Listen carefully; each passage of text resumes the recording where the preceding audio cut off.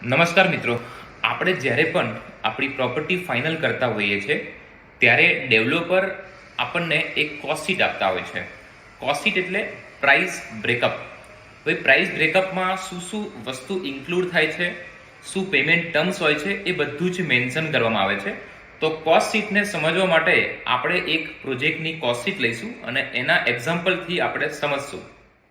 મિત્રો, આ એક કોઈ પ્રોજેક્ટની કોસ્ટ શીટ મૂકેલી છે.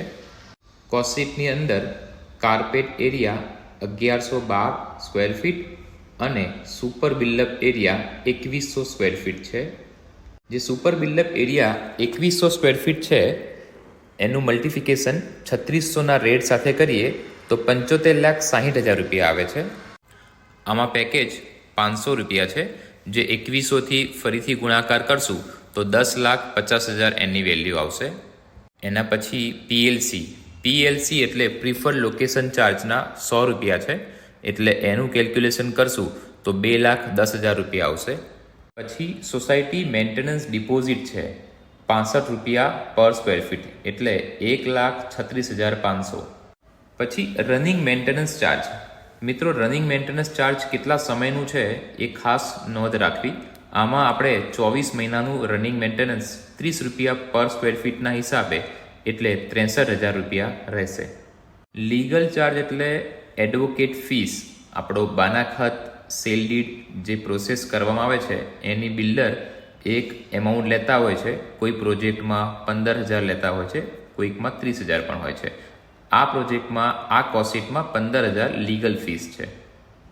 પછી આવશે જીએસટી 5%, અને જે ટોટલ આપણી જે સેલ ડીડ વેલ્યુ છે એના હિસાબે એટલે 4,41,000 આપણું જીએસટી છે. એના પછી છે સ્ટેમ્પ ડ્યુટી પણ સેલ ડીડ વેલ્યુ ઉપર લાગશે, એટલે એ વેલ્યુ આવે છે 4,32,180 રૂપિયા. એના પછી છે રજિસ્ટ્રેશન ચાર્જ. 1% લાગશે રજિસ્ટ્રેશન ચાર્જ, એટલે 88,200.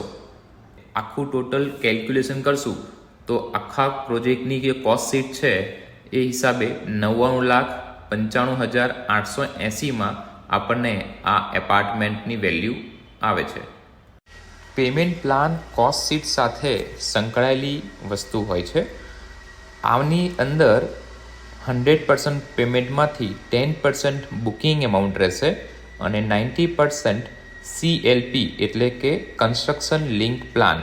અને એ સિવાયનું જે પેમેન્ટ છે maintenance deposit, running maintenance, legal charge, stamp duty અને રજિસ્ટ્રેશન ચાર્જ, આ બધા જ જે ચાર્જીસ છે એ ટાઈમ ઓફ પોઝેશન આપવાના રહેશે.